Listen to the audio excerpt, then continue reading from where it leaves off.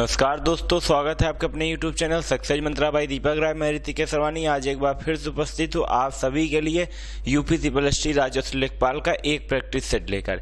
इससे पहले की वीडियो में मैंने आपको चैप्टर वाइज पढ़ा रहा था, लेकिन कुछ मेरे दोस्त यार का कहना था कि सर आप चैप्टर वाइज ना पढ़ा के रोज हमारे कुछ क्वेश्चनों की प्रैक्टिस सेट करवा दीजिए। तो मैंने उनकी बात सुनते हुए आज कुछ क्वेश्चनों का प्रैक्टिस सेट लाया हूं, जिसमें सभी चैप्टर के कुछ क्वेश्चन मिक्स हैं। जिस चैप्टर के क्वेश्चन इस प्रैक्टिस सेट में नहीं है, वो कल वाली प्रैक्टिस सेट में उस चैप्टर के क्वेश्चनों को लिए जाएंगे। वीडियो बहुत ज़्यादा लंबी ना हो जाए, इस वजह से हमने आज आधे चैप्टरों के दो तीन क्वेश्चनों की प्रैक्टिस सेट को बनाया है। तो चलिए समय को ना खराब करते हुए आपके लिए प्राप्त करते हुए हम लोग इस प्रैक्टिस सेट को सॉल्व करते हैं और आपके लिए आपके आने वाले यूपी त्रिपल राजस्व लेखपाल एग्जाम को आसान बनाते हैं। तो आइए देखते हैं आज हमारे प्रैक्टिस सेट में किस टाइप के क्वेश्चन हैं।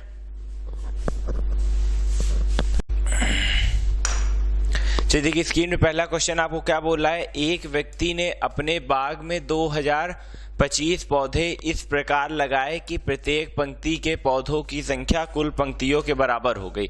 बाग में कुल कितनी पंक्तियों की संख्या होगी। देखिए क्वेश्चन क्या बोल रहा है, एक व्यक्ति ने अपने बाग में 2025 पौधों को कुछ इस प्रकार लगाया कि एक पंक्ति में उतने ही पौधे हैं जितनी की पंक्तियां। मतलब अगर एक पंक्ति में 2, 3, 4, 5 पौधे हैं तो ऐसे करके 5 पंक्तियां हैं। कितनी पंक्तियां हैं? 5 पंक्तियां। अगर एक पंक्ति में 100 पौधे हैं तो कुल 100 पंक्तियां हैं। कुछ इस प्रकार उन्होंने बनाया था। तो इस टाइप के क्वेश्चनों को हम लोग कैसे सॉल्व करते हैं, आइए मैं आपको बताता हूं।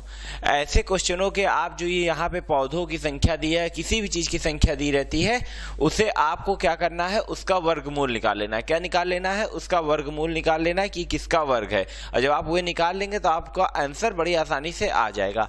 वर्गमूल कैसे निकाला जाता है, आइए मैं आपको बताऊं। देखिए जैसे 2000 क्या लिखा है, 25 लिखा है, इसका हमें क्या निकालना है, वर्गमूल निकालना है।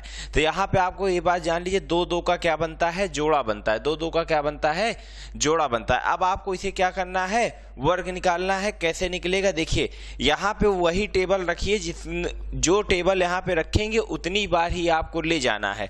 अगर आप यहाँ पे 3 रखते हैं तो आपको 3 टाइम्स ही ले जाना पड़ेगा। 4 रखते हैं तो 4 टाइम्स ही ले जाना पड़ेगा।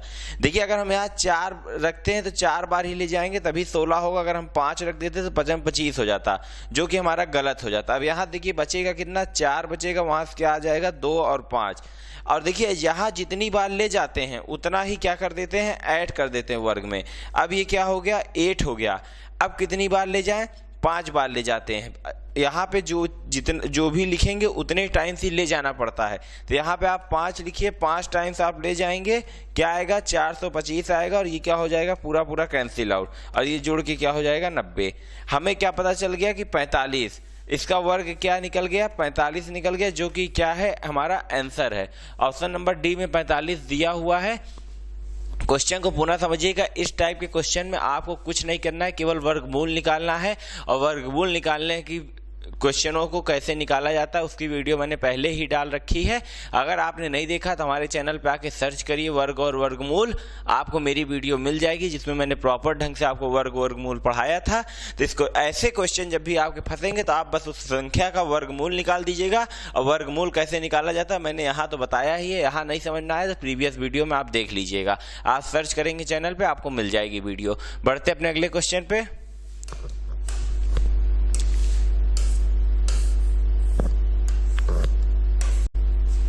तो ये अगला क्वेश्चन स्क्रीन पे है। बोल क्या आ रहा है, निम्न में से कौन सी संख्या अभाज्य नहीं है। बोल क्या आ रहा है, निम्न में से कौन सी संख्या अभाज्य नहीं है। अभाज्य का मतलब आप जब समझते ही होंगे क्या होता है, प्राइम नंबर। कौन सा नंबर होता है, प्राइम नंबर होता है। देखिए कुछ लोग भाज्य और अभाज्य को इवन ऑड समझ लेते हैं, लेकिन इवन और ऑड को सम और विषम बोला जाता है। भाज्य और अभाज्य को प्राइम और को प्राइम बोला जाता है। तो बोल रहा है निम्न में से कौन सी संख्या प्राइम नंबर नहीं है। हमें बतानी कौन सी संख्या प्राइम नंबर नहीं है। और प्राइम नंबर क्या होता है, जो नंबर खुद से या तो अपने आप से कटे, नहीं तो 1 से कटे, वही नंबर क्या होता है, प्राइम नंबर होता है। जिसके केवल 2 फैक्टर होते हैं, या तो 1 या तो खुद। तो आइए ऐसे देखते हैं कौन सा नंबर है जिसके 2 से ज्यादा फैक्टर। देखिए 31 हमारी अभाज्य है, 41 भी अभाज्य है, 61 भी अभाज्य है। लेकिन ये जो हमारा 61 है ये 1, 3 और 17 और 51 इतने नंबरों से कट जाता है, और जो कि हमारा अभाज्य नहीं है। हमसे क्वेश्चन पूछा था निम्न में से कौन सी संख्या अभाज्य नहीं है, तो 51 ऐसी संख्या है जो अभाज्य नहीं है। देखिए अब आप सोच रहे होंगे इतना इजी पेपर देंगे राजस्व लेखपाल के एग्जाम में, तो आप देख सकते हैं 2015 के एग्जाम में दोहराया हुआ क्वेश्चन है राजस्व लेखपाल भर्ती परीक्षा का। आज के प्रैक्टिस सेट में जितने भी क्वेश्चन है सब किसी न किसी यूपी त्रिपक्षीय एग्जाम में आए हुए क्वेश्चन हैं। बढ़ते अपने अगले क्वेश्चन पे।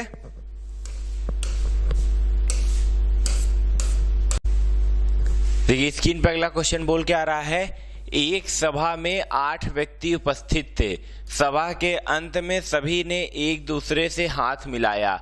सभा के अंत में कुल कितनी बार हाथ मिलाए गए? हमें यही पूछ रहा है कि सभा के अंत में कुल कितनी बार हाथ मिलाए गए।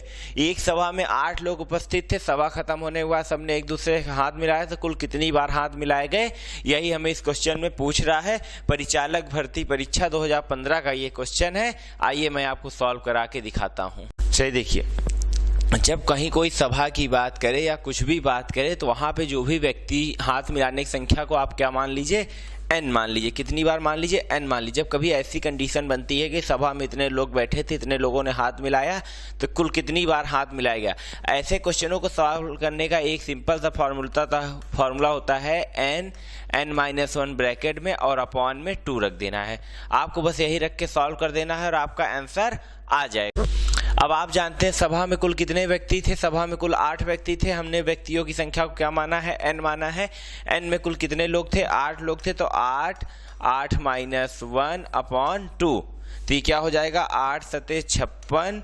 देखिए 8 में से गया 7, 7 8 56, 56/2 और 56 को 2 से काटोगे क्या आएगा 28। कुल 28 बार हाथ मिलाया गया, जो कि ऑप्शन नंबर बी में दिया हुआ है। आशा करूंगा क्वेश्चन आपको समझ में आ रहा होगा। क्वेश्चन मैं पुनः समझा दूं, जब कहीं ऐसी सभा की बात करें या तो हाथ मिलाने की बात करें, इस टाइप के क्वेश्चन को बात करें, तो आप वहां पे पहले इस वाले फॉर्मूले का इस्तेमाल करिएगा, n ब्रैकेट में n-1 अपॉन 2। जहां पे n क्या था, व्यक्तियों की संख्या थी, हमने व्यक्तियों की संख्या की रख दी कि n = 8 है, हमने 8 रख के आगे सॉल्व कर दिया, हमारा आंसर आ गया। यहाँ प्रैक्टिस सेट में आपको एक चैप्टर के 2, 3, 4 क्वेश्चनों को ज्यादा से ज्यादा कराया जाएगा, क्योंकि हमें सभी चैप्टरों को लेके चलना है हर प्रैक्टिस सेट में। लेकिन हमारे कराने के बाद उसी प्रैक्टिस सेट में जितने भी क्वेश्चन रहते हैं उससे रिलेटेड क्वेश्चनों को आप अपने से सॉल्व करिएगा, जिससे कि आपकी प्रैक्टिस मजबूत हो जाएगी। और अब से रेगुलर आपको रोज शाम को 7 बजे ऐसे ही हमारी प्रैक्टिस सेट की वीडियो मिलती रहेगी। और अगर आप चाहते हैं मैं आपको लाइव आके पढ़ाऊं तो प्लीज वीडियो को ज़्यादा से ज़्यादा शेयर करिएगा। अगर इस वीडियो में 2K एवब की व्यू आएगा तो मैं अगले वीडियो से आपको लाइव आके पढ़ाना शुरू कर दूंगा। बढ़ते अपने अगले क्वेश्चन पे। देखिए क्वेश्चन नंबर 4 है आज का हमारा। बोल क्या रहा है, प्रश्न चिन्हों के स्थान पर कौन सी संख्या होगी। ये देखिए यहाँ पे एक क्वेश्चन लिखा हुआ है, question mark upon 19 = 76 upon question mark. पूछ रहा है क्वेश्चन मार्क के स्थान पे कौन सी संख्या होगी। देखिए हमारे यूपी त्रिपक्षीय राजस्व लेखपाल में ऐसे क्वेश्चन नहीं देगा जिसमें आपको तीर मारने हैं। केवल और केवल अगर आपका कॉन्सेप्ट क्लियर है, आपने प्रैक्टिस किया है, तो आप क्वेश्चनों को बहुत आसानी से सॉल्व कर ले जाएंगे। और विश्वास करिए अगर आप हमारी वीडियो देखते हैं तो आपके राजस्व लेखपाल एग्जाम में 25 मार्क्स पक्के हैं। आइए मैं आपको इसको सॉल्व करा के दिखाता हूं। देखिए बस ये हमने क्वेश्चन पूछ लिया, यहाँ पे क्या बोला है, क्वेश्चन मार्क के स्थान पे कौन सी संख्या होगी। इसी को हम थोड़ा सा सॉल्व करें। देखिए जब क्रॉस मल्टीप्लिकेशन कराएंगे तो आप क्या हो जाएगा, क्वेश्चन मार्क का स्क्वायर = 76 × 19। यहाँ पे आप लिख दीजिए क्वेश्चन मार्क का स्क्वायर = अगर इस हम 76 को सॉल्व करना चाहें तो हम लोग क्या लिख सकते हैं, 19 दूना 38 दूना 76, और ये 19 हमारा पहले से था। यहाँ से आप एक बात और बखूबी समझ गए कि ये क्या हो गया, 19 का स्क्वायर हो गया मल्टीप्लाइड बाई क्या हो गया, 2 का स्क्वायर हो गया, क्वेश्चन मार्क का स्क्वायर हो गया। यहाँ से अगर एक क्वेश्चन मार्क की आप वैल्यू निकालेंगे तो क्या हो जाएगा, 19 × 2 = 38। तो क्वेश्चन मार्क के स्थान पे कौन सी संख्या होगी, 38 होगी, जो कि ऑप्शन नंबर डी में दी हुई है। क्वेश्चन पुनः आप समझ लीजिए, बोल के आ रहा था प्रश्न चिन्ह के स्थान पे कौन सी संख्या होगी। हमने प्रश्न चिन्ह रख लिया, क्रॉस मल्टीप्लिकेशन करके हमने सॉल्व कर दिया। बस यहाँ पे आप यही एक बखूबी काम करिए, इसको आप इस फॉर्म में लिख दीजिए, जिससे कि आपको स्क्वायर बनाने में आसानी हो जाए। और जब आपने इसे 19 दूना 38 दूना 76 के फॉर्म में रख दिया तो देखिए 2 स्क्वायर हमारे बनके रेडी हो गए और हमने आराम से क्वेश्चन को सॉल्व कर लिया। बढ़ते अपने अगले क्वेश्चन पे।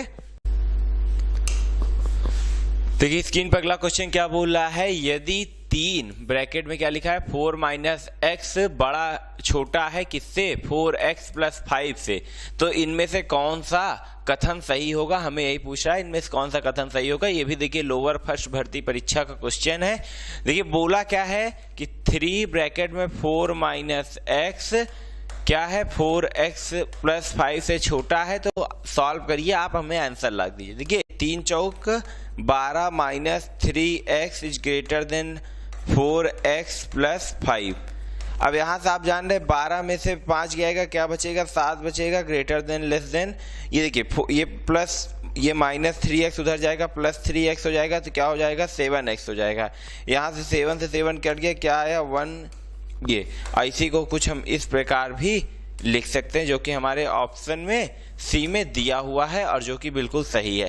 क्वेश्चन को बस आपको कुछ करना नहीं है, अगर एक बार उसे आप आसानी से सॉल्व करने की खुद से कोशिश करते हैं, थोड़ा सा अपना दिमाग लगाते हैं, 6, 7, 8, 9 वाली गणित लगाते हैं, आप क्वेश्चन को बहुत आसानी से सॉल्व कर ले जाएंगे। देखिए कुछ करना नहीं था, बस इसी ब्रैकेट में हमने इनका मल्टीप्लाई कर दिया और इक्वेशन को सॉल्व कर ली, हमने आंसर को ला लिया।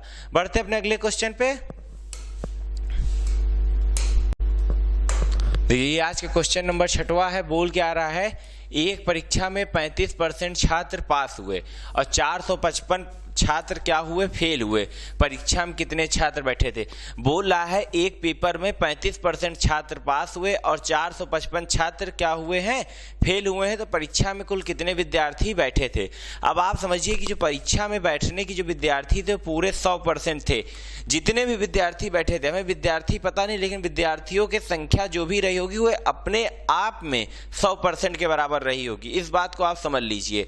उसके बाद बोल क्या रहा है 35% छात्र, कितने परसेंट छात्र 35% छात्र पास हो गए, तो आप क्या जान रहे हैं कितने परसेंट छात्र फेल हुए हैं 65% छात्र। 35% पास हुए हैं तो 65% क्या हुए होंगे फेल हुए होंगे। बस आप बात को यहीं से पकड़ लीजिए कि 65% छात्र क्या हुए हैं फेल हुए हैं। और हमें क्वेश्चन में बता रखा है कितने छात्र फेल हुए हैं 455 छात्र फेल हुए हैं, इसका मतलब इस 65% की वैल्यू क्या है 455। और जब 65 वैल्यू 455 है, पूछ रहा है परीक्षा में कितने छात्र बैठे थे, यानी 100% की वैल्यू आपसे क्या पूछ रहा है, कितने परसेंट की वैल्यू पूछ रहा है 100% की वैल्यू पूछ रहा है। अब यहां से आप इसको सॉल्व कर लीजिए, जब 55% हुए 65% की वैल्यू 455 है तो 100% की वैल्यू क्या होगी, यही हमसे पूछ रहा है। देखिए इसको सॉल्व कर लेते हैं, 13 पचे 65, ये हो गया 13 तिया 39, 13 पचे 65, 5 एकम 5, 5 सते 35, 7 multiplied by 100 is equal to 700। Paper में कुल 700 विद्यार्थी बैठे थे, कितने विद्यार्थी बैठे थे 700 विद्यार्थी बैठे। देखिए ऐसे क्वेश्चनों में आपको यहाँ पास वालों की संख्या दिया था, फेल वालों की हुए थे कि यहाँ से केवल और केवल आपसे पास वालों की संख्या भी पूछ सकता था, पूरे विद्यार्थी की संख्या पूछ सकता था। जैसा कि इसने पूरे विद्यार्थी की संख्या पूछा, इसमें 2-3 टाइप के क्वेश्चन भी बन सकते थे, फेल वाले का परसेंट पूछ सकता था, पास वाले की संख्या पूछ सकता था, या तो कुल विद्यार्थी पूछ सकता था। तो उसने कुल विद्यार्थियों को पूछा, लेकिन आप एक क्वेश्चन से कितने टाइप के क्वेश्चन बन जाते, इन बात को भी अगर आप समझते रहेंगे तो पेपर में आपको किसी प्रकार की समस्या होगी ही नहीं। बढ़ते अपने अगले क्वेश्चन पे।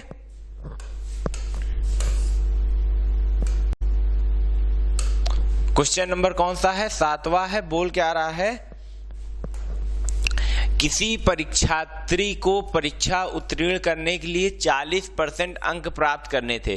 कोई विद्यार्थी है, उसे एक पेपर पास करने में कितने परसेंट अंक की जरूरत थी 40% अंक की जरूरत थी। वह 180 अंक प्राप्त करता है और बराबर अंकों से अनुत्तीर्ण हो जाता है, परीक्षा पूर्णांक बताइए। बोल क्या रहा है 40% अंक उसका पासिंग मार्क्स था, वह 180 नंबर पाता है और उतने ही नंबर से फेल हो जाता है, मतलब 180 नंबर से क्या हो जाता है फेल हो जाता है। तो बोल क्या रहा है परीक्षा कितने नंबर की थी। आप बात को समझिए, उसे पाना कितना नंबर था 40% पाना था, लेकिन वह कितना पाता है केवल 180 नंबर पाता है और 180 नंबर से क्या हो जाता है फेल हो जाता है। इसका मतलब कि अगर वह 180 नंबर पाया था, 180 नंबर और पा जाता तो वह क्या हो जाता पासिंग मार्क्स के बराबर पहुंच जाता। किसके बराबर पहुंच जाता पासिंग मार्क्स के। इसका मतलब यह है कि 40% की वैल्यू क्या है 360 है। 180 नंबर पाया था, 180 नंबर और पा जाता, कितना हो जाता 360 हो जाता, तब वह क्या होता उत्तीर्ण होता।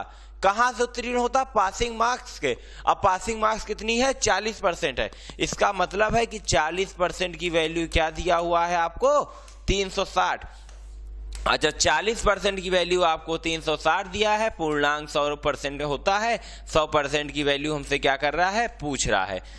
25 छक्का 150 करी लगा 15, 25 तियां 75 15 90, 75 15 क्या हो गया? 90। परीक्षा का पूर्णांक कितने नंबर का था? 900 नंबर का था। परीक्षा का पूर्णांक कितने नंबर का था? 900 नंबर का था, जो कि ऑप्शन नंबर ए में हमारे दिया हुआ है। बढ़ते अपने अगले क्वेश्चन पे। देखिए स्क्रीन पे अगला क्वेश्चन है। क्वेश्चन नंबर कौन सा है? 8वां।